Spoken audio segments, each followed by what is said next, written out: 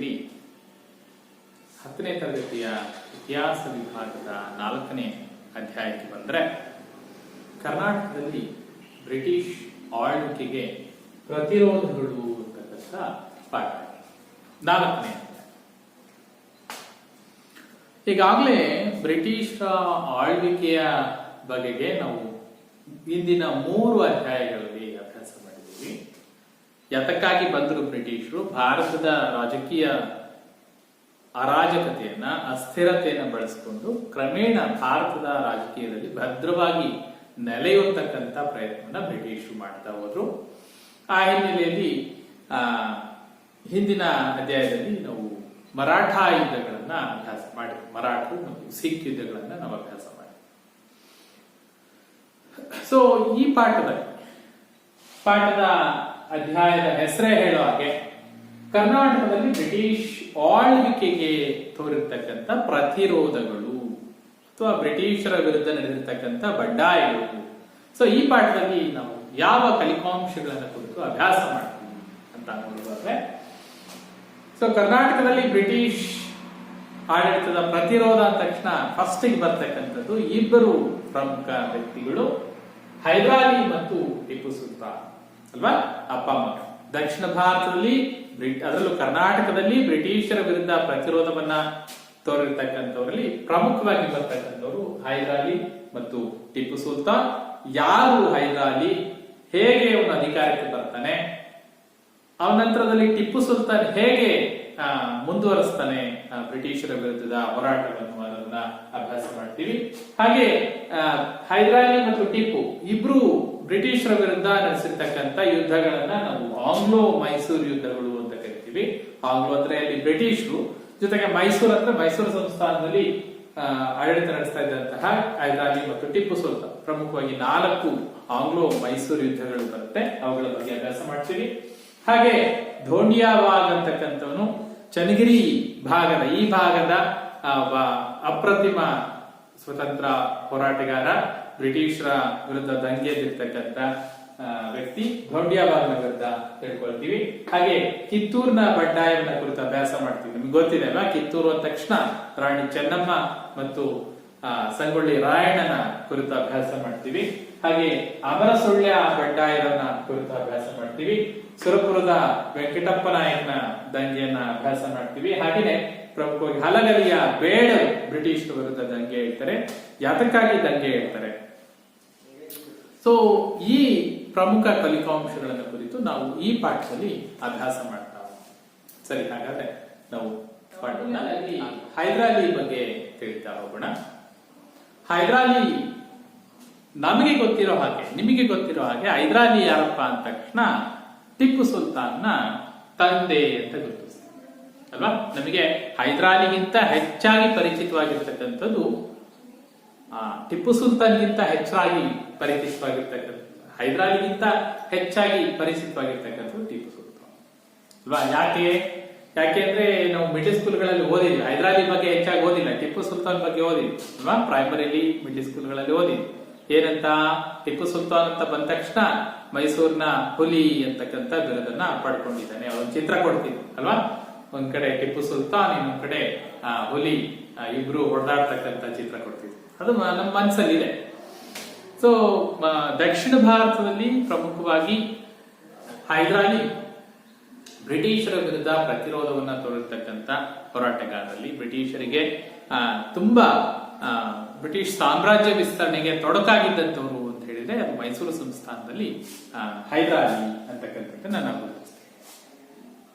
So ಏನಾಗಿತ್ತು, ಪರಿಸ್ಥಿತಿ ಏನಾಗಿತ್ತು, ಹೈದರಾಲಿ ರಾಜಕೀಯ ಅಸ್ತಿತ್ವಕ್ಕೆ ಬರುವಂತ ಸಂದರ್ಭಗಳಲ್ಲಿ ಪರಿಸ್ಥಿತಿ ಏನಾಗಿತ್ತು ಅನ್ನೋದನ್ನ ನಾವು ಸೂಕ್ಷ್ಮವಾಗಿ ಗಮನಿಸ್ತಾ ಹೋಗೋದಾದ್ರೆ ನೋಡಿ, 18ನೇ ಶತಮಾನ ಹೈದರಾಲಿ ಬರೋಕ್ಕಿಂತ ಮುಂಚಿತವಾಗಿ ಏನಾಗಿತ್ತು, ಪರಿಸ್ಥಿತಿ ಏನಾಗಿತ್ತು ಅಂತ ನೋಡಿದ್ರೆ 18ನೇ ಶತಮಾನದ ಉತ್ತರಾರ್ಧದಲ್ಲಿ ಬ್ರಿಟಿಷರು ತಮ್ಮ ರಾಜಕೀಯ ಅಸ್ತಿತ್ವವನ್ನ ವಿಸ್ತರಿಸತಕ್ಕಂತ ಸಂದರ್ಭ. ಒಟ್ಟಾರೆ ಭಾರತದಲ್ಲಿ ಬ್ರಿಟಿಷರು ಜಾರಿಗೊಳಿಸಿರ್ತಕ್ಕಂಥ ಭೂಕಂದಾಯ ಪದ್ಧತಿಗಳೇನಿವೆ, ನಾವು ಈಗಾಗಲೇ ಅಭ್ಯಾಸ ಮಾಡ್ತೀವಿ ಭೂಕಂದಾಯ ಪದ್ಧತಿಗಳ ಬಗ್ಗೆ.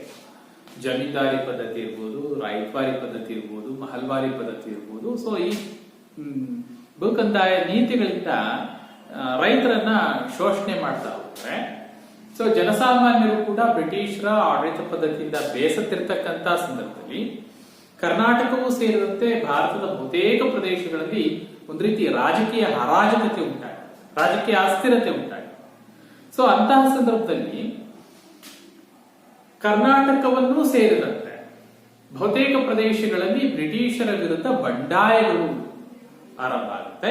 ಆ ಬಂಡಾಯಗಳು ಹೇಗಿರ್ಬೇಕಿತ್ತು ಅಂತ ಹೇಳಿದ್ರೆ, ಬ್ರಿಟಿಷರ ವಿರುದ್ಧ ಅಸಮಾಧಾನ ಹೊಂದಿರತಕ್ಕಂತ ಎಲ್ಲ ದೊರೆಗಳು ಒಟ್ಟಾಗಿ ಬ್ರಿಟಿಷರನ್ನ ಎದುರಿಸಿದ್ರೆ ಬ್ರಿಟಿಷರನ್ನ ಭಾರತದಿಂದ ಹೊರಗೋಡಿಸೋದು ಸಮಸ್ಯೆ ಆಗ್ತದೆ.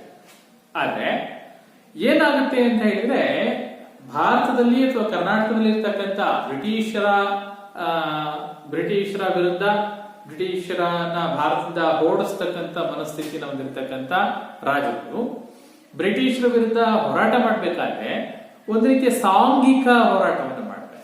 ಅಂದ್ರೆ ತಮ್ಮಲ್ಲಿ ಐಕ್ಯತೆಯನ್ನ ಹೊಂದದೆ ಬ್ರಿಟಿಷರ ವಿರುದ್ಧ ಒಂಟಿಯಾಗಿ ಪ್ರತ್ಯೇಕವಾಗಿ ಒಬ್ಬೊಬ್ಬರಾಗೆ ಬಂಡಾಯವನ್ನ ಸಾರಿದ್ದು ಹೋರಾಟ ಮಾಡಿದ್ದು ಒಂದು ರೀತಿ ಬ್ರಿಟಿಷರು ನಮ್ಮನ್ನ ಸುಲಭವಾಗಿ ಹತ್ತಿಕ್ಕಲಿಕ್ಕೆ, ಅಂದ್ರೆ ಭಾರತೀಯ ಅಥವಾ ಕರ್ನಾಟಕದ ದೊರೆಗಳನ್ನ, ಪ್ರಾಂತೀಯ ದೊರೆಗಳನ್ನ, ದೇಶೀಯ ದೊರೆಗಳನ್ನ ಸಮರ್ಥವಾಗಿ ಅವರು ಸೋಲಿಸಲಿಕ್ಕೆ ಸಾಧ್ಯ ಆಗಲಿಕ್ಕೆ ಕಾರಣ ಒಂದು ರೀತಿ ಭಾರತೀಯರಲ್ಲಿ ಇದ್ದಂತಹ ಅನೈಕ್ಯತೆ.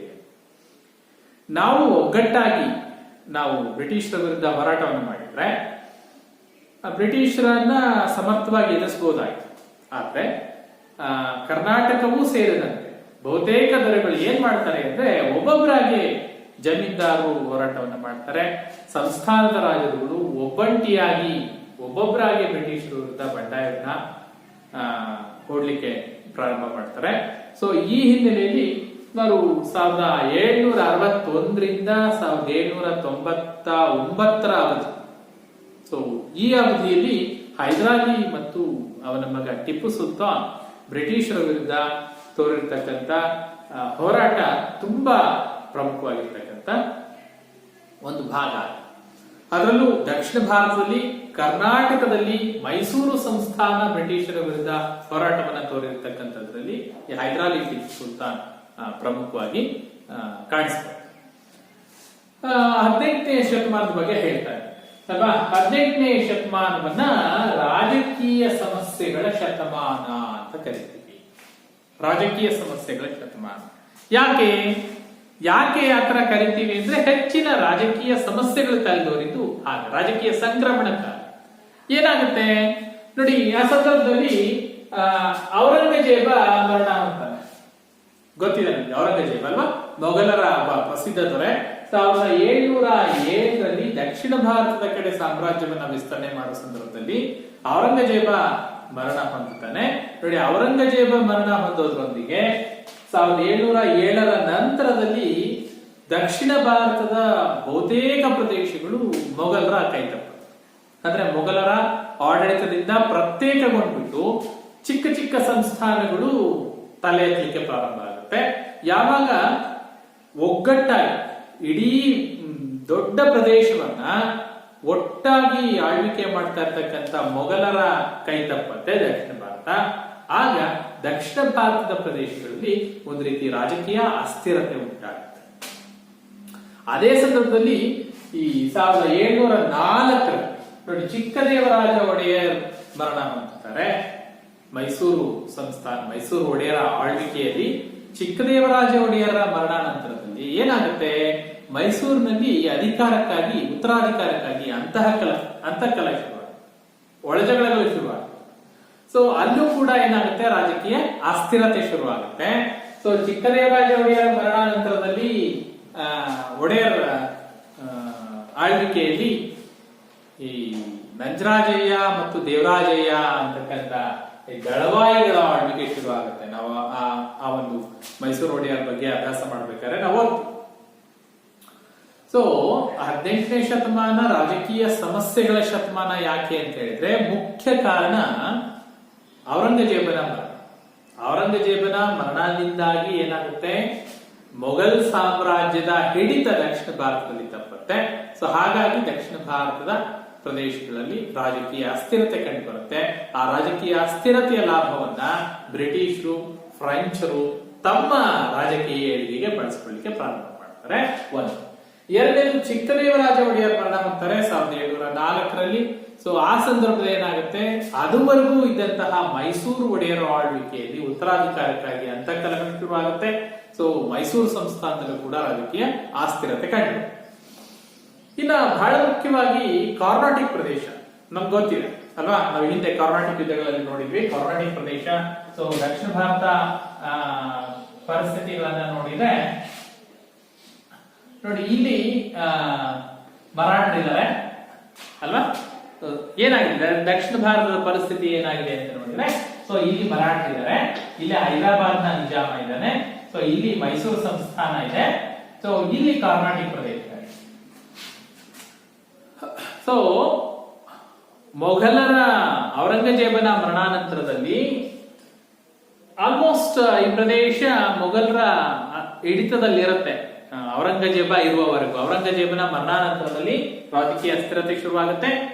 ಜೊತೆಗೆ ಚಿಕ್ಕದೇವರಾಜ ಒಡೆಯರ್ ಮರಣಾನಂತರದಲ್ಲಿ ಮೈಸೂರು ಸಂಸ್ಥಾನದಲ್ಲಿ ಉತ್ತರಾಧಿಕಾರಕ್ಕೆ ಕೆಲಗಳು ನಡೆಯುತ್ತೆ. ಹಾಗೇನೆ ಈ ಕಾರ್ನಾಟಿಕ್ ಪ್ರದೇಶಗಳು ಏನಿದೆ, ಕಾರ್ನಾಟಿಕ್ ಪ್ರದೇಶ, ಈ ಪ್ರದೇಶದಲ್ಲಿ ರಾಜಕೀಯ ಕಚ್ಚಾಟಗಳು ಶುರುವಾಗುತ್ತೆ ಅಲ್ವಾ. ಅನ್ವರುದ್ದೀನ್ ಮತ್ತು ಚಂದಾ ಸಾಹೇಬ್, ಇವನ್ ಹೈದರಾಬಾದ್ ಸಂಸ್ಥಾನದಲ್ಲೂ ಕೂಡ ಅಲ್ವಾ, ಮುಸಾಫರ್ ಜಂಗ್, ನಾಸಿರ್ ಜಂಗ್ ಉತ್ತರಾಧಿಕಾರಕ್ಕಾಗಿ ಅಂತಹ ಕಲೆಗಳು ಶುರುವಾಗುತ್ತೆ. ಸೊ ಇದು ರಾಜಕೀಯ ಅಸ್ಥಿರತೆಗೆ ಕಾರಣ ಆಯಿತು. ಈ ರಾಜಕೀಯ ಅಸ್ಥಿರತೆಯ ಕಾಲದಲ್ಲಿ, ರಾಜಕೀಯ ಸಂಕ್ರಮಣದ ಕಾಲದಲ್ಲಿ ಮೈಸೂರು ಸಂಸ್ಥಾನದಲ್ಲಿ ಪ್ರವರ್ಧಮಾನಕ್ಕೆ ಬಂದಿದ್ಯಾರು ಅಂತ ಹೇಳಿದ್ರೆ ಯಾರು ಹೈದರಾಲಿ ಯಾರು, ಎಲ್ಲಿಂದ ಬಂದ? ಮೈಸೂರಿನಲ್ಲಿ ಮೈಸೂರು ಒಡೆಯರ ಆಳ್ವಿಕೆ ಮೈಸೂರು ಒಡೆಯರಿಂದ ಹೈದರಾಲಿಗೆ ಹೇಗೆ ವರ್ಗಾವಣೆ ಆಯಿತು, ಹೇಗೆ ಅಧಿಕಾರಕ್ಕೆ ಬರ್ತಾನೆ ಮೈಸೂರು ಸಂಸ್ಥಾನದಲ್ಲಿ ಅಂತ ನೋಡೋದಾದ್ರೆ ನೋಡಿ, ಸಾಮಾನ್ಯ ಸೈನಿಕನಾಗಿ ಮೈಸೂರು ಸಂಸ್ಥಾನದಲ್ಲಿ ಒಬ್ಬ ಸಾಮಾನ್ಯ ಸೈನಿಕನಾಗಿ ಸೇವೆಗೆ ಸೇರಿದಂತಹ ವ್ಯಕ್ತಿ ಹೈದರಾಲಿ. ಒಬ್ಬ ಸಾಮಾನ್ಯ ಸೈನಿಕನಾಗಿ ಸೇರಿದಂತವನು ಇಡೀ ಮೈಸೂರು ಸಂಸ್ಥಾನವನ್ನ ನಿಯಂತ್ರಣಕ್ಕೆ ತೆಗೆದುಕೊಳ್ತಾನೆ, ಮೈಸೂರಿನಲ್ಲಿ ದೊರೆಯಾಗಿ ಆಡಳಿತ ನಡೆಸ್ತಾನೆ ಅಂತ ಹೇಳಿದ್ರೆ ಅದಕ್ಕೆ ಕಾರಣ ಹೈದರಾಲಿಯಲ್ಲಿದ್ದಂತಹ ಏನು ರಾಜಕೀಯ ಚಾಣಾಕ್ಷ ರಾಜಕೀಯ ನಡೆ ಅಂತ ಹೇಳ್ತೀವಿ. ಹೈದರಾಲಿ ಒಬ್ಬ ಸೈನಿಕನಾಗಿ ಸೈನ್ಯಕ್ಕೆ ಸೇರಿದಂತಹ ವ್ಯಕ್ತಿ ರಾಜಕೀಯ ಚಾಣಾಕ್ಷ ನಡೆಯಿಂದಾಗಿ ಸಂದರ್ಭಗಳನ್ನ ಸಮರ್ಥವಾಗಿ ಬಳಸಿಕೊಂಡು ಮೈಸೂರಿನ ಆಳ್ವಿಕೆಯನ್ನ ತಾನು ಕೈಗೆತ್ತಿಕೊಳ್ತಾನೆ. ಅದಕ್ಕೆ ಪೂರಕವಾಗಿ ಏನಾಗುತ್ತೆ ಅಂತ ಹೇಳಿದ್ರೆ ನೋಡಿ, ಒಬ್ಬ ಸಾಮಾನ್ಯ ಸೈನಿಕನಾಗಿ ಸೇವೆ ಸಲ್ಲಿಸ್ತಾ ಇದ್ದಂತಹ ಸಂದರ್ಭದಲ್ಲಿ ದೇವನಹಳ್ಳಿ ಮೇಲೆ ದಾಳಿ ನಡೆಯುತ್ತೆ. ದೇವನಹಳ್ಳಿ ಕೋಟೆಗೆ ಮುತ್ತಿಗೆ ಹಾಕ್ತಾರೆ ಮೈಸೂರು ಸಂಸ್ಥಾನದವರು. ಸೊ ಆ ಸಂದರ್ಭ ಮತ್ತೆ ಆರ್ಕಾಟ್ಗೆ ಮುತ್ತಿಗೆ ಹಾಕಿರ್ತಕ್ಕಂತ ಸಂದರ್ಭ, ಸೈನಿಕ ಕಾರ್ಯಾಚರಣೆ. ಈ ಎರಡು ಸಂದರ್ಭಗಳನ್ನ ಹೈದರಾಲಿ ಸಮರ್ಥವಾಗಿ ಬಳಸ್ಕೊಳ್ತಾನೆ. ಎರಡೂ ಸಂದರ್ಭಗಳು ದೇವನಹಳ್ಳಿ ಮೇಲೆ ನಡೆಯತಕ್ಕಂತ ದಾಳಿ ಇರಬಹುದು, ಹಾಗೆ ಆರ್ಕಾಟ್ಗೆ ಮುತ್ತಿಗೆ ಹಾಕಿ ಸೈನಿಕ ಕಾರ್ಯಾಚರಣೆಯಲ್ಲಿ ಹೈದರಾಲಿ ತುಂಬಾ ಚಾಣಾಕ್ಷತನದಿಂದ ಸೈನ್ಯದಲ್ಲಿ ಮಿಂಚಿನ ಸಂಚಾರ ಆಗುತ್ತೆ, ಮೇಲ್ವಿಚಾರಣೆ ನಡೆಸ್ತಾನೆ. ಎರಡೂ ದಾಳಿಗಳಲ್ಲಿ ಮೈಸೂರು ಸಂಸ್ಥಾನಕ್ಕೆ ಜಯ ತಂದುಕೊಡ್ತಾನೆ. ಸೊ ಅದು ಏನಾಗುತ್ತೆ, ಮೈಸೂರಿನ ಸಂಸ್ಥಾನದಲ್ಲಿ ಹೈದರಾಲಿಯ ಪರಾಕ್ರಮ ಏನು, ಹೈದರಾಲಿಯ ಚಾಣಾಕ್ಷತನ ಏನು, ಹೈದರಾಲಿಯ ಯುದ್ಧ ನೀತಿ ಏನು ಅನ್ನೋದು ಸಾಬೀತಾಗುತ್ತೆ. ಸೊ ಎರಡೂ ಯುದ್ಧಗಳಲ್ಲಿ ದೇವನಹಳ್ಳಿ ಮೇಲೆ ನಡೆದಿರ್ತಕ್ಕಂಥ ದಾಳಿಯಲ್ಲಿ ಅಥವಾ ಆರ್ಕಾಟ್ ಮೇಲೆ ನಡೆದಿರ್ತಕ್ಕಂಥ ದಾಳಿಯಲ್ಲಿ, ಸೊ ಎರಡರಲ್ಲೂ ಕೂಡ ಹೈದರಾಲಿ ಗಣನೀಯ ಪಾತ್ರವನ್ನು ವಹಿಸ್ತಾನೆ, ನಿರ್ಣಾಯಕ ಪಾತ್ರವನ್ನು ವಹಿಸಿ ಮೈಸೂರಿಗೆ ಜಯವನ್ನು ತಂದುಕೊಡ್ತಾನೆ. ಸೊ ಆಗ್ಲೇನೆ ಸೈನಿಕರ ಒಲವನ್ನ ತನ್ನ ಕಡೆಗೆ ಒಲಿಸಿಕೊಳ್ಳುವಲ್ಲಿ ಹೈದರಾಲಿ ಸಮರ್ಥ. ಸೊ ಈ ಸಂದರ್ಭ ಏನಾಗುತ್ತೆ, ಎರಡನೇ ಕೃಷ್ಣರಾಜ ಒಡೆಯರ್ ಮೈಸೂರು ಸಂಸ್ಥಾನದಲ್ಲಿ ಇರ್ತಾರೆ. ಆದ್ರೆ ಎರಡನೇ ಕೃಷ್ಣರಾಜ ಒಡೆಯರ್ ಆಳ್ವಿಕೆಯ ಸಂದರ್ಭದಲ್ಲಿ ಅವರು ಕಿವುಡ ಮತ್ತು ಮೂಗರಾದಂತಹ ಸಂದರ್ಭದಲ್ಲಿ ಆ ಆಡಳಿತವನ್ನ ನೋಡ್ಕೊಳ್ತಾ ಇದ್ದಿದ್ದು ದಳವಾಯಿಗಳು. ಹಾಗೆ ಹೇಳಿದಾಗೆ ನಂಜರಾಜಯ್ಯ ಮತ್ತು ದೇವರಾಜಯ್ಯ ಅಂತಕ್ಕಂಥ ದಳವಾಯಿಗಳು ಮೈಸೂರಿನ ಸಂಸ್ಥಾನದ ಆಡಳಿತವನ್ನು ನೋಡ್ಕೊಳ್ತಾ ಇರ್ತಾರೆ. ಸೊ ಈ ಸಂದರ್ಭ ಏನಾಗುತ್ತೆ ನೋಡಿ, ಹೈದರಾಲಿ ಈ ದೇವನಹಳ್ಳಿ ಆರ್ಕಾಟ್ ಮೇಲೆ ದಾಳಿ ಮಾಡ್ತಾನೆ ನೋಡಿ. ಹಾಗೇನೆ ಹೈದರಾಬಾದ್ ನಿಜಾಮನ ವಿಷಯವಾಗಿ ಕಲಹಗಳು ನಡೆದಾಗ ಅಲ್ಲೂ ಕೂಡ ಸಂದರ್ಭವನ್ನ ಸಮರ್ಥವಾಗಿ ಬಳಸ್ಕೊಂಡಿರ್ತಕ್ಕಂಥ ಹೈದರಾಲಿ ಏನ್ ಮಾಡ್ತಾನೆ, ಅಪಾರವಾದ ಸಂಪತ್ತನ್ನ ಕೊಳ್ಳೆ ಹೊಡ್ಕೊಂಡು ಬಂದಿರ್ತಾನೆ. ಆರ್ಕಾಟ್ ಮೇಲೆ ಮುತ್ತಿಗೆ ಹಾಕಿದಾಗ ಆಗಿರ್ಬೋದು, ಹೈದರಾಬಾದ್ ಮೇಲೆ ನಡೆದಿರ್ತಕ್ಕಂಥ ಕಾರ್ಯಾಚರಣೆಯಲ್ಲಿ ಅಪಾರವಾದ ಸಂಪತ್ತನ್ನ ಗಳಿಸಿದಂತಹ ಹೈದರಾಲಿ ಅದನ್ನ ತನ್ನ ಚಾಣಾಕ್ಷ ನೀತಿಯಿಂದ ಏನ್ ಮಾಡ್ತಾನೆ ಅಂತ ಹೇಳಿದ್ರೆ, ಮುಂದೆ ದಳವಾಯಿಗಳು ಆಳ್ವಿಕೆ ನಡೆಸುವಂತಹ ಸಂದರ್ಭದಲ್ಲಿ ಮೈಸೂರಿನ ಪರಿಸ್ಥಿತಿ ತುಂಬಾ ಬಿಗಡಾಯಿಸಿರುತ್ತೆ. ಸೈನಿಕರಿಗೆ ವೇತನ ಕೊಡ್ಲಿಕ್ಕೂ ಕೂಡ ಹಣ ಇರಲ್ಲ ನಂಜರಾಜಯ್ಯ ದೇವರಾಜಯ್ಯ ಹತ್ರ. ಸೊ ಆ ಸಂದರ್ಭವನ್ನ ಸಮರ್ಥವಾಗಿ ಬಳಸ್ಕೊಂಡಿರ್ತಕ್ಕಂಥ ಹೈದರಾಲಿ ಏನ್ ಮಾಡ್ತಾನೆ, ಸೈನ್ಯಕ್ಕೆ ತಾನು ವೇತನ ಕೊಡ್ತಾನೆ. ರೈಟ್, ಸೈನ್ಯಕ್ಕೆ ತಾನು ವೇತನ ಕೊಟ್ಟು ಸೈನಿಕರನ್ನ ತನ್ನೆಡೆಗೆ ಒಲಿಸ್ಕೊಂಡಿರ್ತಕ್ಕಂಥ ಹೈದರಾಲಿ ಕ್ರಮೇಣ ನಂಜರಾಜಯ್ಯ ದೇವರಾಜಯ್ಯನನ್ನ ಮೂಲೆಗುಂಪು ಮಾಡ್ತಾನೆ. ಎರಡನೇ ಕೃಷ್ಣರಾಜ ಒಡೆಯರನ್ನ ಮೂಲೆಗುಂಪು ಮಾಡ್ತಾನೆ. ಅಂದ್ರೆ ಸೈನ್ಯಕ್ಕೆ ತಾನು ವೇತನ ಕೊಟ್ಟಾಗ ಸೈನಿಕರು ಯಾರು ಹೇಳ್ದಂಗೆ ಕೇಳ್ತಾರೆ, ಹೈದರಾಲಿ ಹೇಳ್ದಂಗೆ ಕೇಳ್ತಾರೆ ಅಲ್ವಾ. ಯಾಕೆಂದ್ರೆ ಇವರು ವೇತನ ಕೊಡ್ಲಿಕ್ಕೆ ಆರ್ಥಿಕ ಪರಿಸ್ಥಿತಿ ತುಂಬಾ ಬಿಗಡಾಯಿಸಿರುತ್ತೆ. ಅಂತ ಸಂದರ್ಭದಲ್ಲಿ ಹೈದರಾಲಿ ತನ್ನ ಚಾಣಾಕ್ಷ ನೀತಿಯಿಂದಾಗಿ ಎರಡನೇ ಕೃಷ್ಣರಾಜ ಒಡೆಯರ್ ಮತ್ತು ದಳವಾಯಿಗಳನ್ನ ಮೂಲೆಗುಂಪು ಮಾಡಿ ಮೈಸೂರಿನ ಚುಕ್ಕಾಣಿಯನ್ನ ತನ್ನ ವಶಕ್ಕೆ ತೆಗೆದುಕೊಳ್ತಾನೆ. ಸೊ ಈ ಸಂದರ್ಭ ರಾಜಕೀಯ ಸಂಕ್ರಮಣ ಕಾಲ ಅಂತ ಹಾಗೆ ಹೇಳ್ತಾರೆ. ಏನು ರಾಜಕೀಯ ಸಂಕ್ರಮಣ ಕಾಲ ನೋಡಿ, ಇಲ್ಲಿ ಹಾಗೆ ಹೇಳಿದಾಗೆ ಇಲ್ಲಿ ಮರಾಠರಿದ್ದಾರೆ ಅಲ್ವಾ, ಮರಾಠರಿದ್ದಾರೆ, ಇಲ್ಲಿ ಹೈದರಾಬಾದ್ ನ ನಿಜಾಮ ಇದ್ದಾರೆ, ಇಲ್ಲಿ ಮೈಸೂರು ಒಡೆಯರ್ ಇದ್ದಾರೆ, ಇಲ್ಲಿ ಕರ್ನಾಟಕ ಪ್ರದೇಶ. ಸೊ ಎಲ್ಲ ಕಡೆಯೂ ಕೂಡ ಒಂದ್ ರೀತಿ ಬದಲಾವಣೆಯ ಸಂಕ್ರಮಣ ಕಾಲ. ಸೊ ಇಲ್ಲೇನಾಗಿದೆ, ಮೈಸೂರಿನ ಮರಾಠರಲ್ಲಿ ಪೇಶ್ವೆಗಳು ಮತ್ತು ಮರಾಠ ಒಕ್ಕೂಟಗಳ ನಡುವೆ ಒಳಜಗಳಗಳು ನಡೀತಾ ಇದೆ ಅಲ್ವಾ. ಹಿಂದೆ ಮರಾಠ ಯುದ್ಧಗಳಲ್ಲಿ ನಾವು ಅದನ್ನ ಅಭ್ಯಾಸ ಮಾಡಿದ್ವಿ ಅಲ್ವಾ. ಗಾಯಕ್ವಾಡ್ಗಳು, ಭೋಸ್ಲೆಗಳು, ಸಿಂಧ್ಯಾ, ಸೊ ಇವರ ನಡುವೆ ನಡೆದಿರ್ತಕ್ಕಂಥ ಒಳಜಗಳಗಳು, ಜೊತೆಗೆ ಪೇಶ್ವೆ ಪದವಿಗಾಗಿ ನಡೆದಿರ್ತಕ್ಕಂಥ ಒಳಜಗಳಗಳು. ಸೊ ಇಲ್ಲಿ ಹೈದರಾಬಾದ್ನ ನಿಜಾಮನ ಸ್ಥಾನಕ್ಕಾಗಿ ನಡೆದಿರ್ತಕ್ಕಂಥ ಹೋರಾಟಗಳನ್ನ ಅಭ್ಯಾಸ ಮಾಡಿದ್ದೀವಿ. ಹಾಗೆ ಮೈಸೂರು ಒಡೆಯರಲ್ಲಿ ಈಗೇನಾಗಿದೆ, ಒಡೆಯರಿಂದ ಹೈದರಾಲಿ ಅಧಿಕಾರವನ್ನು ಪಡ್ಕೊಂಡಿರ್ತಕ್ಕಂಥದ್ದು.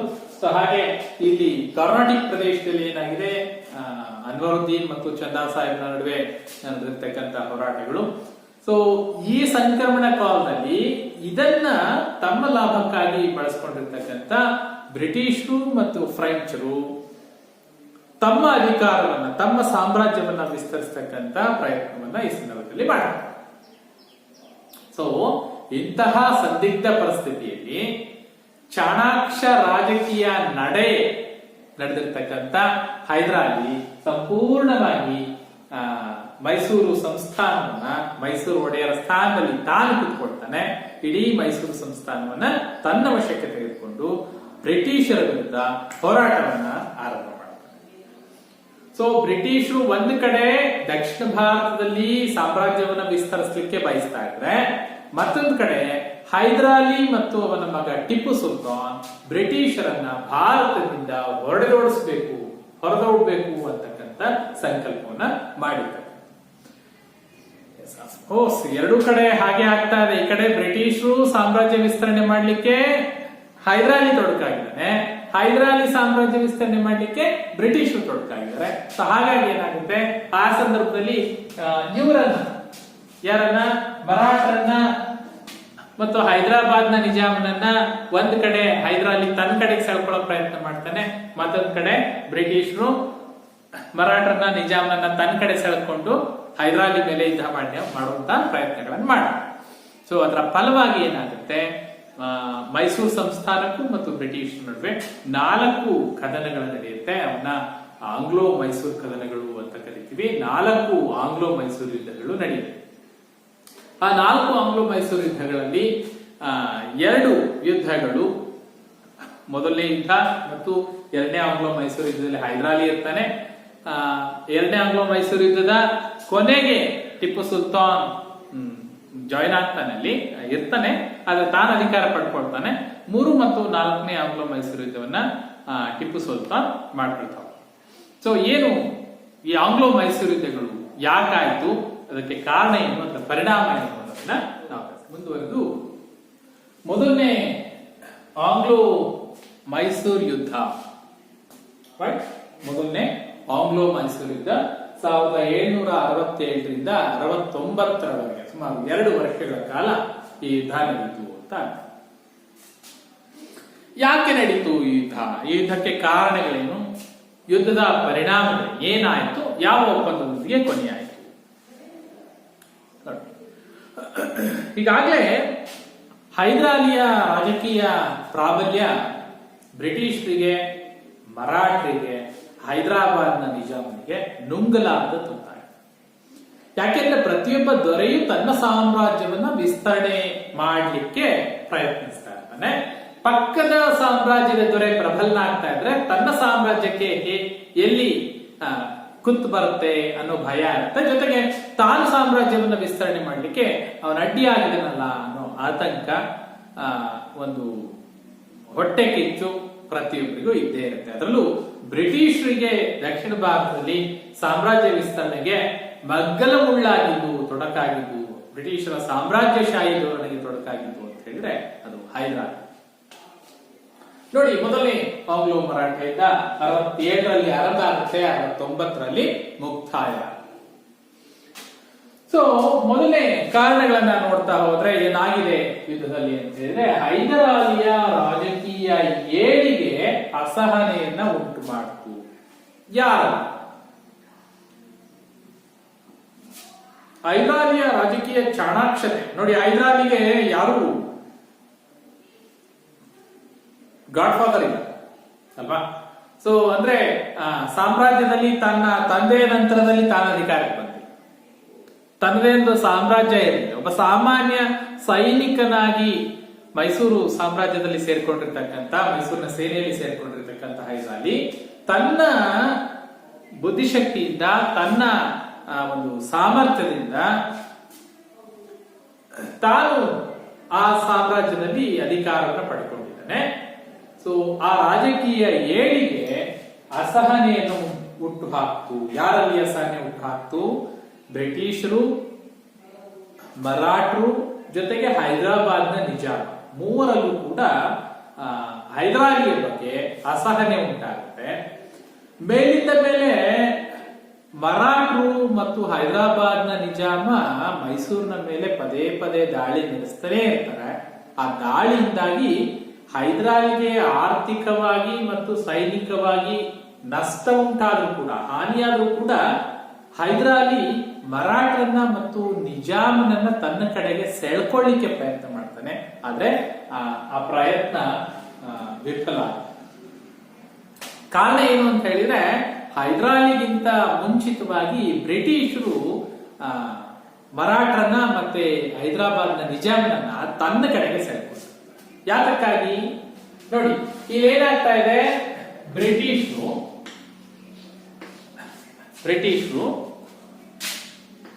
ಮರಾಠರು,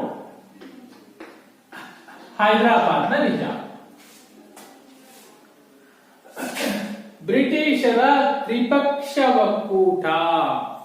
ಅಂದ್ರೆ ಬ್ರಿಟಿಷರು ಹೈದರಾಲಿ ಮೇಲೆ ಯುದ್ಧ ಮಾಡಲಿಕ್ಕೆ ಒಂದು ತ್ರಿಕೂಟ ಸೇನೆಯನ್ನ ರಚಿಸಿಕೊಳ್ತಾರೆ. ಏನ್ ತ್ರಿಕೂಟ ಸೇನೆ? ತಾವೊಬ್ಬರೇ ಬ್ರಿಟಿಷರು ಅಷ್ಟೇನೆ ಹೈದರಾಲಿ ಎದುರಿಸ್ಲಿಕ್ಕೆ ಹೋದ್ರೆ ಆಗೋದಿಲ್ಲ. ಸೊ ಹಾಗಾಗಿ ಏನ್ ಮಾಡ್ತಾರೆ, ಬ್ರಿಟಿಷರು ಹೈದರಾಲಿ ಮೇಲೆ ಯುದ್ಧ ಮಾಡಲಿಕ್ಕೆ ಮರಾಠರು ಮತ್ತು ಹೈದರಾಬಾದಿನ ನಿಜಾಮನ ಸಹಾಯವನ್ನು ಕೋರ್ಬಿಟ್ಟು, ಸೊ ಈ ಮೂವರ ಒಂದು ಒಕ್ಕೂಟ, ಸೊ ಇದನ್ನ ತ್ರಿಪಕ್ಷ ಒಕ್ಕೂಟ ಅಂತ ಕರಿತೀವಿ. ಯಾರ್ಯಾರು? ಬ್ರಿಟಿಷರು, ಮರಾಠರು ಮತ್ತು ಹೈದರಾಬಾದ್. ಯಾರು ಈ ಒಕ್ಕೂಟವನ್ನ ರಚನೆ ಮಾಡಿದ್ಯಾರು? ಬ್ರಿಟಿಷರು ಮರಾಠರು ಮತ್ತು ಹೈದರಾಬಾದಿನ ನಿಜಾಮನ ಜೊತೆ ಒಪ್ಪಂದ ಮಾಡಿಕೊಂಡು ಒಂದು ಒಕ್ಕೂಟ ಸೇನೆಯನ್ನ ರಚನೆ ಮಾಡ್ಕೊಳ್ತಾರೆ. ಸೊ ನಾವು ಮೂವರು ಒಟ್ಟಾಗಿ ಯಾರ ಮೇಲೆ ದಾಳಿ ಮಾಡೋಣ? ಹೈದರಾಲಿ ಮೇಲೆ ದಾಳಿ ಮಾಡೋಣ. ಸೊ ಈ ಕಡೆ ಹೈದರಾಲಿ ಒಬ್ಬನೇ ನೋಡಿ ಹೇಗಿದೆ. ಹೈದರಾಲಿ ಒಬ್ಬನೇ, ಈ ಕಡೆ ಮೂರು ಪಕ್ಷಗಳ ಒಕ್ಕೂಟ, ಬ್ರಿಟಿಷ್ ಇದ್ದಾರೆ, ಮರಾಠರಿದ್ದಾರೆ, ಹೈದರಾಬಾದ್ನ ನಿಜಾಮ ಇದೆ. ಸೊ ನಾವು ಮೂವರು ಒಗ್ಗಟ್ಟಾಗಿ ಹೈದರಾಲಿ ಮೇಲೆ ದಾಳಿ ಮಾಡ್ಬಿಟ್ರೆ ಹೈದರಾಲಿಯನ್ನ ಸೋಲ್ಸ್ಬಿಡೋಣ. ಹೈದರಾಲಿ ಸೋಲ್ಸಿ ಹೈದರಾಲಿಯ ಸಾಮ್ರಾಜ್ಯವನ್ನ ಮೂವರು ಹಂಚ್ಕೊಂಡ್ಬಿಡೋಣ ಅಲ್ವಾ? ಈಗ ಏನ್ ಮಾಡ್ಬೇಕು? ಹೈದರಾಲಿ ಏನ್ ಮಾಡ್ಬೇಕು? ಹೈದರಾಲಿ ಮೊದ್ಲೇ ಚಾಣಾಕ್ಷ. ಏನ್ ಚಾಣಾಕ್ಷ? ರಾಜಕೀಯ ಚಾಣಾಕ್ಷ. ಹೈದರಾಲಿ ಏನ್ ಮಾಡ್ತಾನೆ?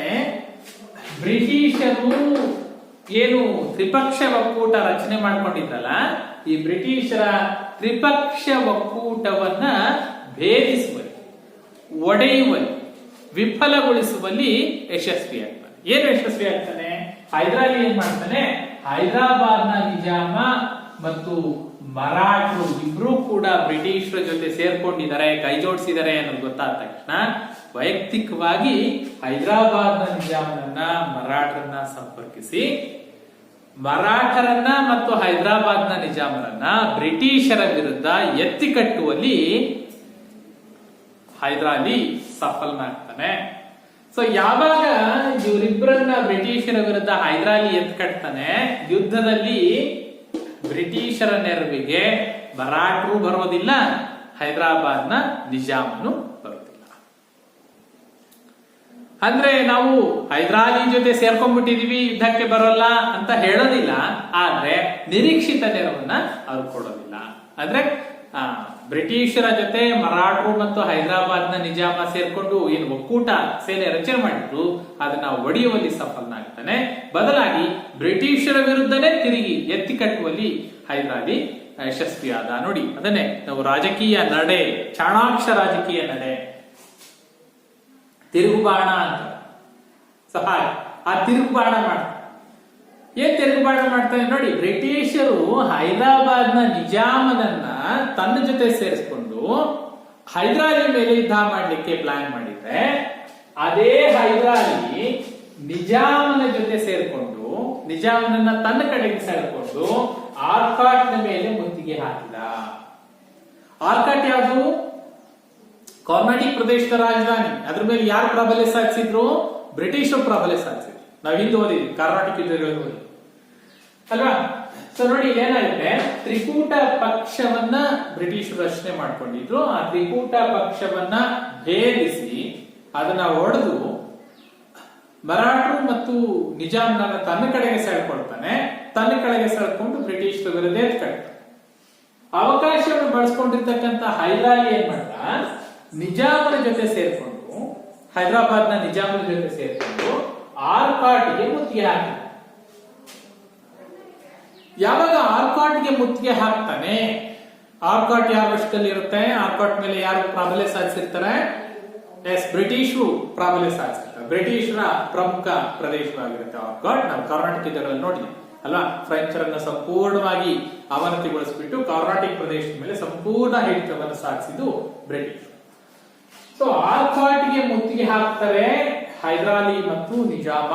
ಸೊ ಹಲವಾರು ಪ್ರದೇಶಗಳಲ್ಲಿ ಯುದ್ಧಗಳು ನಡೆಯುತ್ತೆ. ತಿರುಚನಾಪಳ್ಳಿ, ತಿರುವಣ್ಣಾಮಲೈ, ಅಂಬೂರು ಮುಂತಾದ ಕಡೆಗಳಲ್ಲಿ ನಡೆದಿರ್ತಕ್ಕಂಥ ಯುದ್ಧಗಳಲ್ಲಿ ಬ್ರಿಟಿಷರು ಮತ್ತು ಹೈದರಾಲಿ ನಿಜಾಮನ ಸೇನೆ ಎದುರಾಗುತ್ತೆ. ಘೋರವಾಗಿರ್ತಕ್ಕಂಥ ಯುದ್ಧ ನಡೆಯುತ್ತೆ. ಸುಮಾರು 2 ವರ್ಷಗಳ ಕಾಲ ನಡೆದಿರ್ತಕ್ಕಂಥ ಯುದ್ಧ. ಆರಂಭದಲ್ಲಿ ಹೈದರಾಲಿಗೆ ತಾತ್ಕಾಲಿಕವಾಗಿ ಹಿನ್ನಡೆ ಆಗುತ್ತೆ.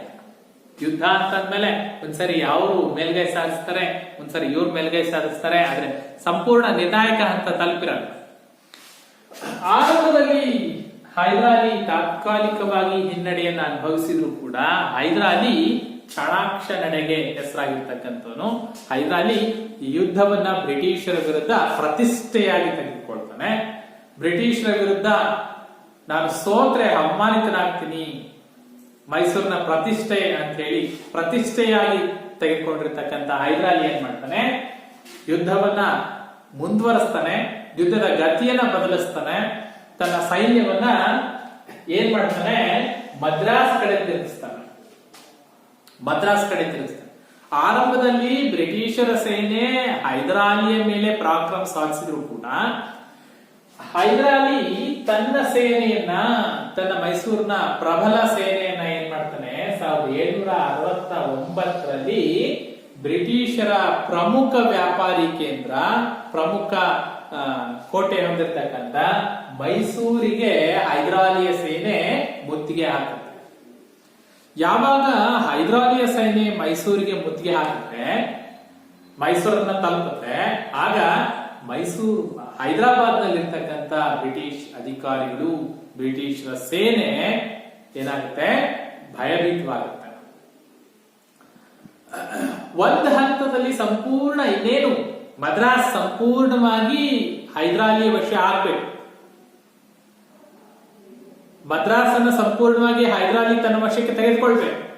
ಅಂತ ಸಂದರ್ಭದಲ್ಲಿ ನೋಡಿ, ಬ್ರಿಟಿಷರು ಯಾವ ತರದ ನೀತಿ ಅನುಸರಿಸ್ತಾ ಇದ್ರು ಅಂತ ಹೇಳಿದ್ರೆ, ತಾವು ಆ ಪ್ರದೇಶವನ್ನ ವಶಪಡಿಸ್ಕೊಳ್ತೀವಿ ಅಂತ ಯುದ್ಧ ಮುಂದುವರಿಸ್ತಿದ್ರು. ಆದ್ರೆ ನಮ್ಮ ಪ್ರದೇಶ ಅವ್ರ ವಶ ಆಗುತ್ತಲ್ಲ ಅನ್ನೋ ಸಂದರ್ಭ ಬಂದಾಗ ಏನ್ ಮಾಡ್ತಾರೆ, ಸಂಧಾನ ಒಪ್ಪಂದ. ಏನ್ ಮಾಡ್ಲಿಕ್ಕೆ ಆಗಲ್ಲ, ಯುದ್ಧ ಅಂತ ಮೇಲೆ ಒಪ್ಪಂದಗಳು ಇರೋದೇ ಅಲ್ವಾ. 1769ರಲ್ಲಿ ಸೊ ಅಂದ್ರೆ ನಾವು 1769ರಲ್ಲಿ ಮದ್ರಾಸ್ ಒಪ್ಪಂದ ಮಾಡಿಕೊಂಡ್ರು. ಯಾರು ಒಪ್ಪಂದಕ್ಕೆ ಬಂದ್ರು ಅಂತ ಹೇಳಿದ್ರೆ ಹೈದರಾಲಿ ಹೋಗ್ಲಿಲ್ಲ, ಹೈದರಾಲಿ ಒಪ್ಪಂದಕ್ಕೆ ಮುಂದಾಗ್ಲಿಲ್ಲ.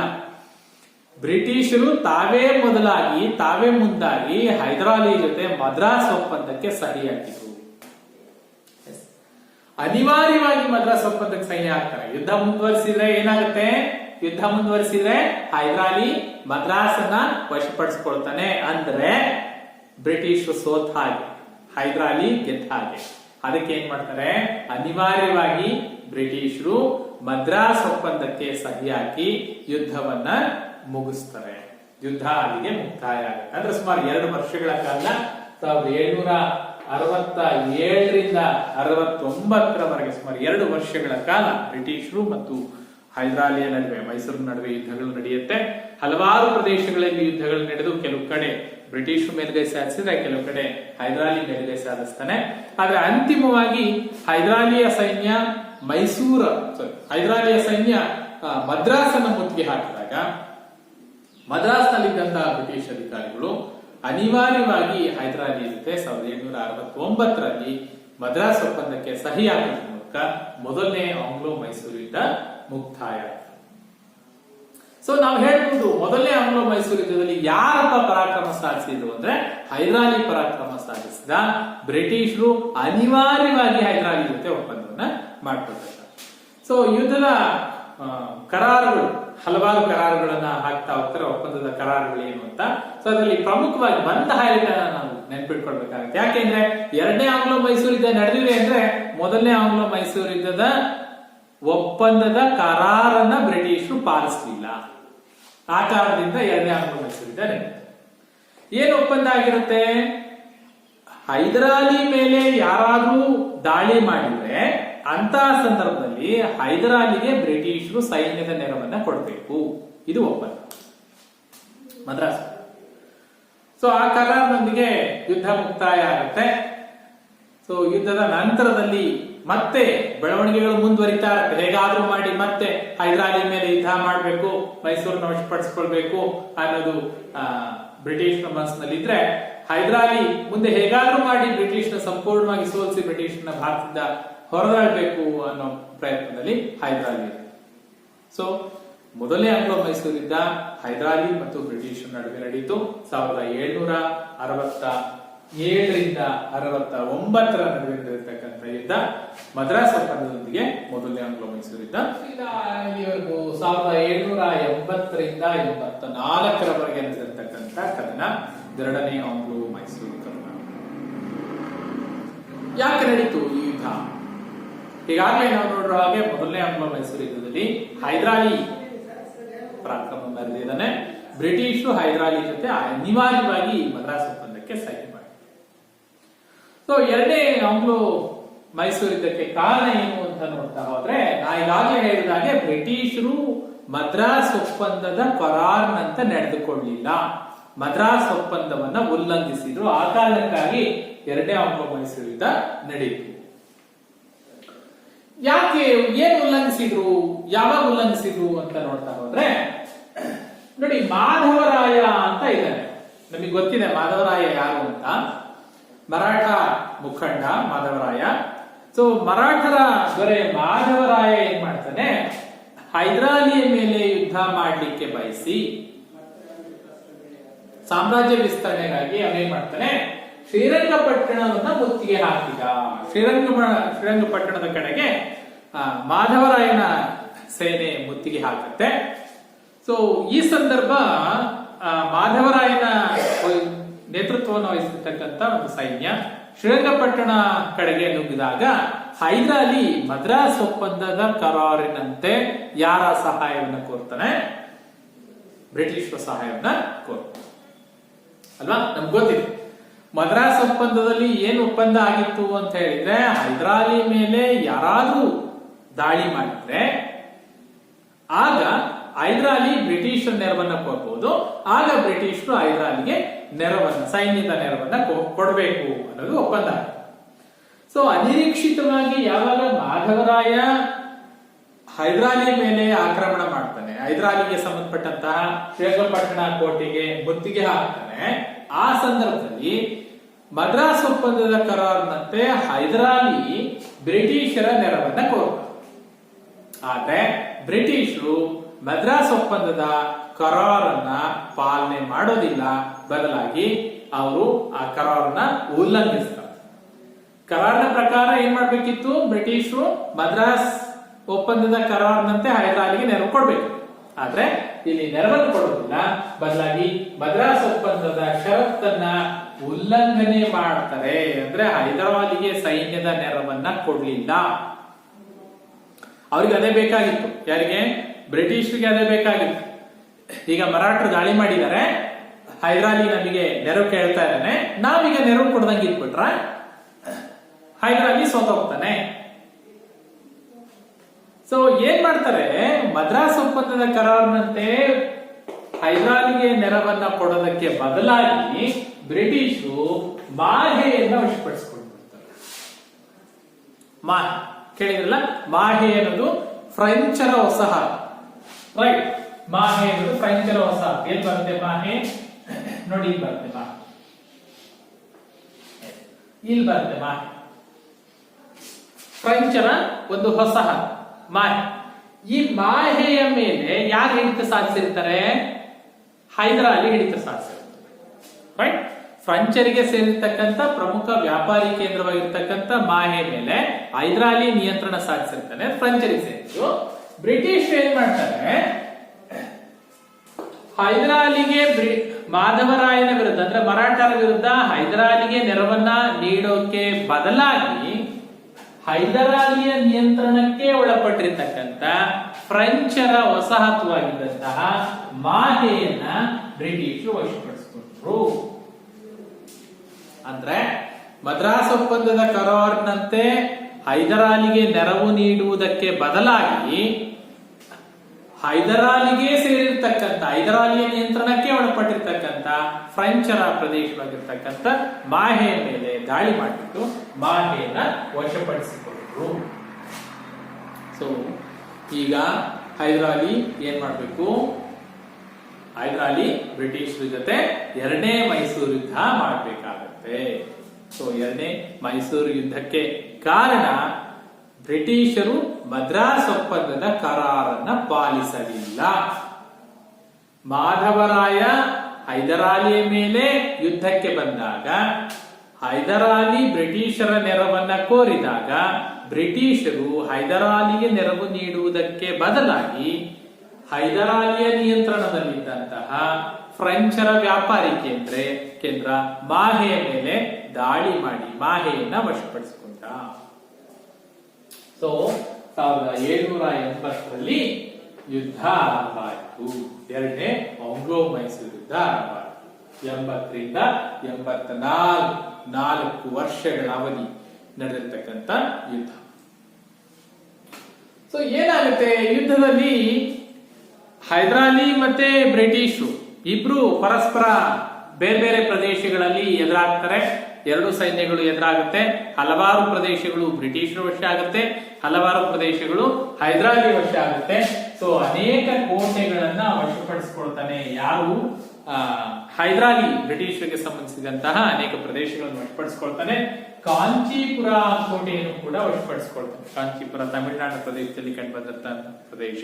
ಸೊ ಅದು ಬ್ರಿಟಿಷರ ವಶದಲ್ಲಿರುತ್ತೆ. ಆ ಪ್ರದೇಶವನ್ನ ವಶಪಡಿಸಿಕೊಳ್ಳುತ್ತೆ. ಹಾಗೆ ಕೋರಮಂಡಲ ತೀರ ನೋಡಿ. ಕೋರಮಂಡಲ ಪ್ರದೇಶ ಯಾವುದು? ನಾವು ಕೋರಮಂಡಲ ತೀರ ಅಂತ ಇಲ್ಲಿ ಹೇಳ್ತೀವಿ ಅಲ್ವಾ? ಸೊ ಕರ್ನಾಟಿಕ್ ಪ್ರದೇಶದ ಒಂದು ಪ್ರದೇಶ. ಸೊ ಇಲ್ಲಿ ಮದ್ರಾಸ್ ಬರುತ್ತಲ್ಲಪ್ಪ. ಸೊ ಮದ್ರಾಸ್ನ ಸಮೀಪದಲ್ಲಿ ಬರತಕ್ಕಂತ ಕೋರಮಂಡಲ ಪ್ರದೇಶಕ್ಕೆ ಹೈದರಾಲಿಯ ಸೈನ್ಯ ತಲುಪುತ್ತೆ. ಯಾವಾಗ ಕೋರಮಂಡಲದ ಹತ್ತತ್ರ ಹೋಗ್ತಾನೆ ಹೈದರಾಲಿ, ಆಗ ಬ್ರಿಟಿಷ್ ಅಧಿಕಾರಿಗಳಲ್ಲಿ ನಡುಕ ಉಂಟಾಗುತ್ತೆ. ಬ್ರಿಟಿಷ್ ಸೈನಿಕರಲ್ಲಿ ನಡುಕ ಉಂಟಾಗುತ್ತೆ. ಯಾಕೆಂದ್ರೆ ಹಿಂದೆ ಒಂದ್ಸಾರಿ ಮದ್ರಾಸ್ ಹತ್ರ ಹೋಗಿದ್ದಲ್ವಾ, ಮದ್ರಾಸ್ಗೆ ಮುತ್ತಿಗೆ ಹಾಕಿದ್ದ, ಅನಿವಾರ್ಯವಾಗಿ ಮದ್ರಾಸ್ ಒಪ್ಪಂದಕ್ಕೆ ಸಹಿ ಮಾಡಿದ್ರು. ಈಗ ಮತ್ತೊಂದ್ಸರಿ ಮದ್ರಾಸ್ ಹತ್ರ ಹೋಗ್ತಾ ಇದ್ದಾನೆ, ಕೋರಮಂಡಲ ಪ್ರದೇಶವನ್ನು ವಶಪಡಿಸ್ಕೊಳ್ತಾನೆ. ಕೋರಮಂಡಲ ವಶಪಡಿಸಿಕೊಂಡು ಆರ್ಕಾಟ್ಗೆ ಮುತ್ತಿಗೆ ಹಾಕಿ ಆರ್ಕಾಟ್ ಅನ್ನ ವಶಪಡಿಸ್ಕೊಳ್ತಾನೆ. ಹೈದರಾಲಿ ಆರ್ಕಾಟ್ ಅನ್ನ ಮತ್ತೊಂದ್ಸರಿ ವಶಪಡಿಸ್ಕೊಳ್ತಾನೆ. ಹಿಂದೆ ವಶಪಡಿಸ್ಕೊಂಡಿದ್ದಾನೆ, ನೆನಪಿದ್ಯಾ? ಎಸ್. ಯಾವಾಗ ಆರ್ಕಾಟ್ ಅನ್ನ ವಶಪಡಿಸ್ಕೊಳ್ತಾನೆ, ಆಗ ಮದ್ರಾಸ್ ನಲ್ಲಿ ಬ್ರಿಟಿಷ್ ಅಧಿಕಾರಿ ಇದ್ದಾನೆ, ಐರ್ಕೋಟ್ ಅಂತಲ್ಲ, ಬ್ರಿಟಿಷ್ ಸೇನಾನಿ, ಬ್ರಿಟಿಷ್ ಸೇನಾ ಮುಖ್ಯಸ್ಥ ಐರ್ಕೋಟ್ ನ ನೇತೃತ್ವದಲ್ಲಿ ಬ್ರಿಟಿಷರ ಸೈನ್ಯ ರೆಡಿ ಇರುತ್ತೆ ಮದ್ರಾಸ್ ನಲ್ಲಿ. ಸೊ ಈಗೇನಾಗುತ್ತೆ, ಬ್ರಿಟಿಷರ ಸೇನೆ ಐರ್ಕೋಟ್ ನ ನೇತೃತ್ವದಲ್ಲಿ ಆರ್ಕಾಟ್ ಅನ್ನ ಮುತ್ತಿಯಾಗಿ ವಶಪಡಿಸಿಕೊಂಡ ಹೈದರಾಲಿಯನ ಬೆನ್ನು ಎಲ್ಲಿವರೆಗೂ? ಸುಮಾರು ಪಾಂಡಿಚೇರಿಯವರೆಗೂ ಕೂಡ. ಎಸ್, ಇಲ್ಲಿ ಬರುತ್ತೆ ಮದ್ರಾಸ್, ಇಲ್ಲಿ ಬರುತ್ತೆ ಪಾಂಡಿಚೇರಿ ಕಡೆ ಬರುತ್ತೆ, ರೈಟ್? ಮದ್ರಾಸ್ ನಿಂದ ಸುಮಾರು ಪಾಂಡಿಚೇರಿವರೆಗೂ ಕೂಡ ಐರ್ಕೋಟ್ ನ ಸೇನೆ ಹೈದರಾಲಿಯ ಸೇನೆಯನ್ನ ಹಿಂಬಾಲಿಸಿಕೊಂಡು ಬರುತ್ತೆ. ಸೊ ಎರಡು ಪ್ರದೇಶಗಳು, ಎರಡು ಸೇನೆಗಳು ಅಂದ್ರೆ ಹೈದರಾಲಿಯ ಸೇನೆ ಮತ್ತು ಐರ್ಕೋಟ್ ನ ಬ್ರಿಟಿಷ್ ಸೇನೆ ಪರಸ್ಪರ ಎದುರಾಗುತ್ತೆ, ಯುದ್ಧಗಳು ನಡೆಯುತ್ತೆ. ಈ ಸಂದರ್ಭದಲ್ಲಿ ಏನಾಗುತ್ತೆ ಅಂತ ನೋಡಿದ್ರೆ, ಫ್ರೆಂಚರು ಅಲ್ಲಿಯವರೆಗೂ ಯಾವ ಸಪೋರ್ಟ್ ಇದ್ರು? ಹೈದರಾಲಿ ಸಪೋರ್ಟ್. ಯಾಕೆಂದ್ರೆ ಫ್ರೆಂಚರ ವ್ಯಾಪಾರಿ ಕೇಂದ್ರ ಮಾಹೆ ವಶಪಡಿಸಿಕೊಂಡಾಗ ಮಾಹೆಯನ್ನ ಫ್ರೆಂಚರಿಗೆ ಉಳಿಸಿಕೊಡ್ಲಿಕ್ಕೆ ಮಾಹೆಯ ಮೇಲೆ, ಫ್ರೆಂಚರ ವ್ಯಾಪಾರಿ ಕೇಂದ್ರದ ಮೇಲೆ ನಿಯಂತ್ರಣ ಹೊಂದಿದ್ದಂತಹ ಮರಾಠರು ಮಾಹೆಯನ್ನ ಉಳಿಸಿಕೊಡ್ಲಿಕ್ಕೆ ಬರ್ತಾರೆ ಬ್ರಿಟಿಷ್ ವಶಪಡಿಸಿಕೊಂಡ. ಯಾಕೆಂದ್ರೆ ಫ್ರೆಂಚರಿಗೆ ಸೇರಿದ್ದೆಲ್ಲ ವಶಪಡಿಸ್ಕೊಂಡ್ಲಿ ಅಂತ ಬಿಡ್ಬೋದಾಗ, ಫ್ರೆಂಚರ ಪರವಾಗಿ ಈಗ ಯಾರು ಬಂದಿದ್ದಾರೆ? ಹೈದರಾಲಿ ಬಂದಿದ್ದಾರೆ ಅಂದ್ಮೇಲೆ ಹೈದರಾಲಿ ಪರವಾಗಿ ಫ್ರೆಂಚರ್ ಇರ್ಬೇಕಿತ್ತು. ಆದ್ರೆ ಫ್ರೆಂಚರು ಯುದ್ಧ ಸಂಘದಿಂದ ಹಿಂದೆ ಸರಿತಾ ಹೋಗ್ತಾರೆ. ಅಂದ್ರೆ ಫ್ರೆಂಚರು ಹೈದರಾಲಿಗೆ ಸೈನ್ಯದ ನೆರವನ್ನ ಮುಂದುವರಿಸೋದಿಲ್ಲ, ತಟಸ್ಥ ಆಗ್ಬಿಡ್ತಾರೆ. ಸೊ ಯಾವಾಗ ಫ್ರೆಂಚರು ಯುದ್ಧ ರಂಗದಿಂದ ಹಿಂದೆ ಸರಿತಾರೆ, ತಟಸ್ಥರಾಗ್ತಾರೆ, ಆಗ ಯುದ್ಧದ ಗತಿ ಬದಲಾಗ್ತಾ ಹೋಗುತ್ತೆ. ಅಲ್ಲಿವರೆಗೂ ಯುದ್ಧದ ಗತಿ ಬೇರೆ ತರ ಇದ್ದಂತಹ ಹೈದರಾಲಿ ಆನಂತರದಲ್ಲಿ ಏನ್ ಮಾಡ್ತಾನೆ, ಬ್ರಿಟಿಷರ ಹಲವಾರು ಪ್ರದೇಶಗಳ ಮೇಲೆ ದಾಳಿ ನಡೆಸಿಬಿಟ್ಟು ಅಲ್ಲಿರ್ತಕ್ಕಂಥ ಅಪಾರವಾದ ಸಂಪತ್ತನ್ನ, ಅಲ್ಲಿರ್ತಕ್ಕಂಥ ಶಸ್ತ್ರಾಸ್ತ್ರಗಳನ್ನ ವಶಪಡಿಸಿಕೊಂಡು ಅದನ್ನ ಸಂಗ್ರಹಿಸ್ತಾ. ಸೊ ಯಾವಾಗ ಫ್ರೆಂಚರು ಯುದ್ಧರಂಗದಿಂದ ಹಿಂದೆ ಸರಿತಾರೆ, ಯಾವಾಗ ಸಂಪತ್ತು ಶಸ್ತ್ರಾಸ್ತ್ರಗಳನ್ನ ವಶಪಡಿಸಿಕೊಳ್ಳೋದ್ರಲ್ಲಿ ನಿರತನಾಗ್ತಾನೆ, ಆ ಸಂದರ್ಭದಲ್ಲಿ 1781ರಲ್ಲಿ ಪೋರ್ಟ್ ನೋವಾ ಕದನ ಅಂತ ನಡೆಯುತ್ತೆ. ಬಹಳ ಮುಖ್ಯ ನೆನಪಿಟ್ಕೊಳ್ಬೇಕು. ಪೋರ್ಟ್ ನೋವಾ ಕದನ 1781ರಲ್ಲಿ ನಡೆಯುತ್ತೆ. ಈ ಪೋರ್ಟ್ ನೋವಾ ಕದನದಲ್ಲಿ ಹೈದರಾಲಿ ಒಂದು ಹಂತದಲ್ಲಿ ಬ್ರಿಟಿಷರ ವಿರುದ್ಧ ಪರಾಭವಗೊಳ್ತಾರೆ, ಸೋಲ್ತಾರೆ. ಅಂದ್ರೆ ಆ ಪೋರ್ಟ್ ನೋವಾ ಕದನದಲ್ಲಿ ಬ್ರಿಟಿಷರು ಮೇಲ್ಗೈ ಸಾಧಿಸ್ತಾರೆ. ಒಂದು ಅರ್ಥದಲ್ಲಿ ಹೈದರಾಲಿ ಬ್ರಿಟಿಷರ ಮುಂದೆ ಸೋತ, ಪರಾಭವಗೊಂಡ. ಅಲ್ಲಿವರೆಗೂ ಹೈದರಾಲಿ ಪರಾಕ್ರಮದ ಮುಂದೆ ಬ್ರಿಟಿಷರು ನಡಕ್ತಾ ಇದ್ದವರು ಯಾವಾಗ ಪೋರ್ಟ್ ನೋವಾ ಕದನದಲ್ಲಿ ಹೈದರಾಲಿ ಸೋಲನುಭವಿಸ್ತಾನೆ, ಆಗ ಬ್ರಿಟಿಷರ ಆತ್ಮಸ್ಥೈರ್ಯ ಹೆಚ್ಚಾಗ್ತಾ ಹೋಗುತ್ತೆ. ಹೈದರಾಲಿ ಸೋಲಿಸಬಹುದು, ಹೈದರಾಲಿ ಸೋಲ್ತಾನೆ, ಹೈದರಾಲಿ ಈಗ ದುರ್ಬಲನಾಗಿದ್ದಾನೆ. ಅದಕ್ಕೆ ಕಾರಣ ಕೂಡ ಇರುತ್ತೆ. ಯಾಕೆಂದ್ರೆ ಹೈದರಾಲಿಗೆ ಕಾಯಿಲೆ ನಾವು ಓದ್ತೀವಿ. ಹೈದರಾಲಿ ಹೇಗೆ ಮರಣ ಹೊಂದಿದ ಅಂತಂದ್ರೆ 2ನೇ ಆಂಗ್ಲೋ ಮೈಸೂರು ಯುದ್ಧ ನಡೀತಾ ಇರೋ ಸಂದರ್ಭದಲ್ಲಿ 1782ರಲ್ಲಿ ಹೈದರಾಲಿ ಸೋಲುಂಟಾಗುತ್ತೆ. ಸೊ ಆ ಸಂದರ್ಭದಲ್ಲಿ 1782ರಲ್ಲಿ ಹೈದರಾಲಿ ಮರಣ ಹೊಂದುತ್ತಾನೆ. ಅದಕ್ಕೆ ಕಾರಣ ಬೆನ್ನು ಹುಣ್ಣು ಅಂತ ಹೇಳ್ತಾರೆ. ಮರಣಾಂತಿಕ ಬೆನ್ನು ಹುಣ್ಣಿನಿಂದಾಗಿ ಯುದ್ಧರಂಗದಲ್ಲೇ ಹೈದರಾಲಿ ಮರಣ ಹೊಂದುತ್ತಾನೆ 1782. ಸೊ ಈ ನಡುವೆ ಏನಾಗುತ್ತೆ, ಹೈದರಾಲಿಗೆ ನೆರವಾಗಿದ್ದವರು ಹೈದರಾಬಾದ್ನ ನಿಜಾಮ ಮತ್ತು ಮರಾಠರನ್ನ ಒಂದ್ ಕಡೆ ತನ್ನ ಕಡೆ ಎಳ್ಕೊಂಡಿರ್ತಾನೆ ಹೈದರಾಲಿ. ಆದ್ರೆ ಬ್ರಿಟಿಷ್ ಏನ್ ಮಾಡ್ತಾರೆ, ಸಾಲ್ಬಾಯ್ ಒಪ್ಪಂದ ಅಂತ ಮಾಡ್ಕೊಳ್ತಾರೆ. ನಾವು ಹಿಂದೆ ಆಂಗ್ಲೋ ಮರಾಠ ಯುದ್ಧಗಳಲ್ಲಿ ನೋಡಿದೀವಿ ಅಲ್ವಾ. ಎರಡನೇ ಆಂಗ್ಲೋ ಮರಾಠ ಯುದ್ಧ ಅಂತ ಬಂದಾಗ ಸಾಲ್ಬಾಯ್ ಒಪ್ಪಂದ ಅಂತ ಬರುತ್ತೆ. ಸೊ ಸಾಲ್ಬಾಯ್ ಒಪ್ಪಂದದಲ್ಲಿ ಬ್ರಿಟಿಷರು ಸಾಲ್ಬಾಯ್ ಒಪ್ಪಂದಕ್ಕೆ ಸಹಿ ಹಾಕೋದ್ರ ಮೂಲಕ ಮರಾಠರು ಮತ್ತೆ ಹೈದರಾಬಾದ್ನ ನಿಜಾಮನನ್ನ ತಟಸ್ಥಗೊಳಿಸ್ತಾರೆ, ಯುದ್ಧರಂಗದಿಂದ ಹಿಂದೆ ಸರಿಸ್ತಾರೆ. ಅಂದ್ರೆ ಹೈದರಾಲಿಯಿಂದ ದೂರ ಮಾಡ್ತಕ್ಕಂಥ ಪ್ರಯತ್ನವನ್ನ ಬ್ರಿಟಿಷರು ಮಾಡ್ತಾರೆ. ಸೊ ಏಕಾಂಗಿಯಾಗಿರ್ತಕ್ಕಂಥ ಹೈದರಾಲಿ 1782ರಲ್ಲಿ ಯುದ್ಧರಂಗದಲ್ಲೇ ಮರಣ ಹೊಂದ್ತಾನೆ. ಸೊ ನೋಡಿ, ಇಲ್ಲಿ ಹೈದರಾಲಿ ಈ ಕಡೆ ಯುದ್ಧ ಮಾಡ್ತಾ ಇರುವಂತಹ ಸಂದರ್ಭದಲ್ಲಿ, ಅಂದ್ರೆ ಪೂರ್ವ ಭಾಗದಲ್ಲಿ ಕರ್ನಾಟಕ ಪ್ರದೇಶದಲ್ಲಿ ಯುದ್ಧ ಮಾಡ್ತಾ ಇರೋ ಸಂದರ್ಭದಲ್ಲಿ ಟಿಪ್ಪು ಸುಲ್ತಾನ್ ಏನ್ ಮಾಡ್ತಾ ಇರ್ತಾನೆ, ಈ ಕಡೆ ಮಲಬಾರ್ ಪ್ರದೇಶದಲ್ಲಿ ಯುದ್ಧ ಮಾಡ್ತಾ ಇರ್ತಾನೆ, ಯುದ್ಧ ನಿರತನಾಗಿರ್ತಾನೆ. ಬೇರೆ ಬೇರೆ ಪ್ರದೇಶಗಳಲ್ಲಿ ನಡೀತಾ ಇರುತ್ತೆ ಯುದ್ಧಗಳು. ಸೊ ರಾತ್ರೋರಾತ್ರಿ ಏನಾಗುತ್ತೆ, ಹೈದರಾಲಿ ಯುದ್ಧರಂಗದಲ್ಲಿ ಮರಣ ಹೊಂದಿದ್ಮೇಲೆ ರಾತ್ರೋರಾತ್ರಿ ಏನಾಗುತ್ತೆ, ಟಿಪ್ಪು ಸುಲ್ತಾನ್ಗೆ ವರ್ತಮಾನ ಹೋಗುತ್ತೆ, ಏನಾಗಿದೆ ಹೈದರಾಲಿ ಮರಣ ಹೊಂದ್ಬಿಟ್ಟಿದ್ದಾನೆ. ಬ್ರಿಟಿಷರಿಗೆ ಅದು ಗೊತ್ತಾದ್ರೆ ಸಂಪೂರ್ಣವಾಗಿ ಪ್ರಾಬಲ್ಯ ಸಾಧಿಸ್ಬಿಡ್ತಾರೆ. ಸೊ ರಾತ್ರೋರಾತ್ರಿ ಟಿಪ್ಪು ಸುಲ್ತಾನ್ಗೆ ವರ್ತಮಾನ ಹೋಗುತ್ತೆ. ಬೆಳಗಾಗೋದ್ರೊಳಗೆ ಯುದ್ಧರಂಗದಲ್ಲಿ ಟಿಪ್ಪು ಸುಲ್ತಾನ್ ಇರ್ತಾನೆ. ಟಿಪ್ಪು ತನ್ನ ತಂದೆ ಯುದ್ಧವನ್ನ ಮುಂದುವರಿಸಿಕೊಂಡು ಹೋಗ್ತಾನೆ. ಅಂದ್ರೆ ಎರಡನೇ ಆಂಗ್ಲೋ ಮೈಸೂರು ಯುದ್ಧ ಮುಂದುವರಿಸಿಕೊಂಡು ಹೋಗ್ತಾನೆ.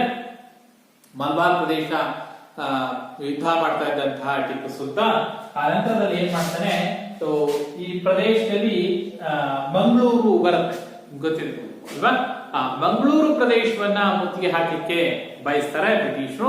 ಸೊ ಮಂಗಳೂರು ಪ್ರದೇಶವನ್ನ ತಲುಪಿರ್ತಕ್ಕಂಥ ಹೈದರಾಲಿ, ಮಲಬಾರ್ನಿಂದ ಮಂಗಳೂರು ಪ್ರದೇಶಕ್ಕೆ ತಲುಪಿರ್ತಕ್ಕಂಥ ಹೈದರಾಲಿ ಮಂಗಳೂರಿನಲ್ಲಿ ಬ್ರಿಟಿಷರ ವಿರುದ್ಧ ಯುದ್ಧವನ್ನ ಮಾಡಿ ಮಂಗಳೂರಿನಲ್ಲಿ ಬ್ರಿಟಿಷರ ಮೇಲೆ ಪ್ರಾಬಲ್ಯವನ್ನ ಸಾಧಿಸ್ತಾನೆ ಟಿಪ್ಪು ಸುಲ್ತಾನ್.